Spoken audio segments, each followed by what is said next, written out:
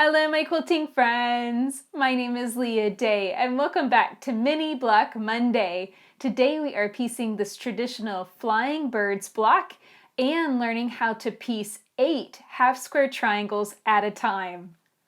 For this block you will need, in a light green fabric, you will need 1 4-inch square. In a dark green fabric, you will need 1 4-inch square and 3 1.5-inch squares.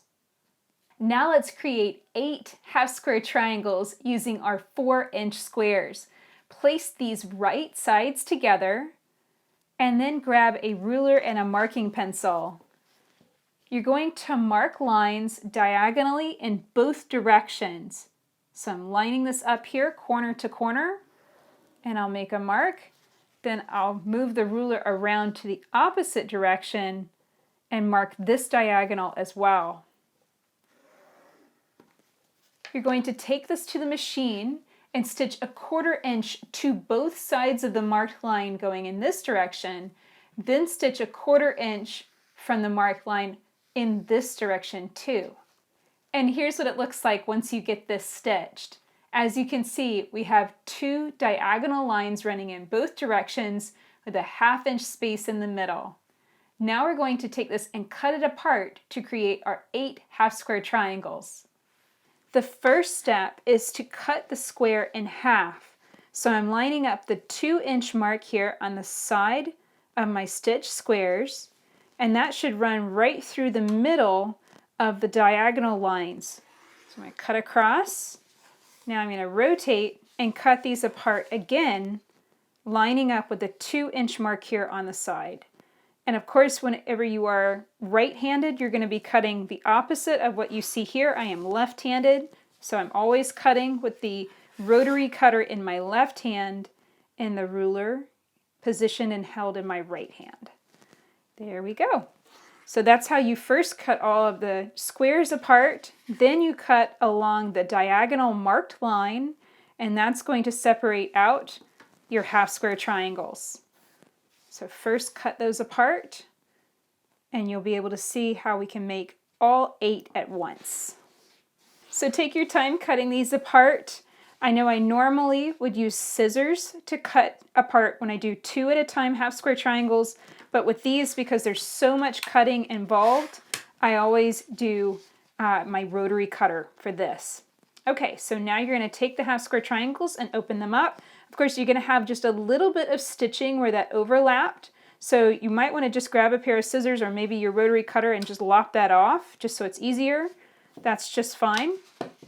But what you're going to do is, just like all of the half square triangles we work with, we press the seam allowances open and flat. And then you'll want to press this with a hot, dry iron, and then trim the half square triangles down to measure 1.5 inches square. And just a quick reminder on that, of course I haven't pressed this one perfectly, but I can still trim it down and show you how that works. I'm lining up the diagonal line here on the ruler, and as you can see, it leaves about 1/8 of an inch on all sides if I'm looking at the 1.5 inch marks. And I am using my rotary ruler upside down here just to reduce glare so you can see what I'm doing clearly. Alrighty, so this looks good.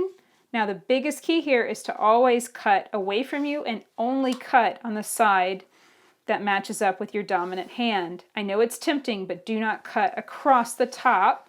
That is not a safe cut. It's very easy for your rotary cutter to lip up over the top of the ruler and you cut yourself. So now I rotate, cut again, rotate. Now I am lining up the diagonal line on the half square triangle, plus I'm lining up the 1.5 inch mark on this side, 1.5 inch mark down on the bottom, making sure all of that's lined up perfectly. Trim off that side, and again, go on ahead and move your ruler, reposition, so that way you're always cutting with your dominant hand. There we go. That's lined up nicely. You can see this last cut, I'm lining up all of those lines with that 1.5 inch mark and the diagonal line down the center. That's ensuring that the diagonal line runs perfectly corner to corner. That's exactly how you're going to prep up all of your half square triangles for this block. So this is how you're going to arrange your flying birds block. You'll piece this together in rows of 3 units, then piece the rows together, carefully matching these seams. You will have 2 half square triangles left over in the end. And here's what it looks like whenever you finish your flying birds block. This will measure 3.5 inches square at this point and 3 inches square once you piece it to other things. So that's it for this tutorial. If you'd like to find more Mini Block Monday videos, click here to find a playlist of them all. And if you'd like more tips on quilt piecing, click here to find a video with my 5 main tips for piecing successfully. And if you'd like to learn even more, I have written a book about piecing. This is How to Piece Perfect Quilts. You can find it on my website at leahday.com/piece. Until next time, let's go quilt.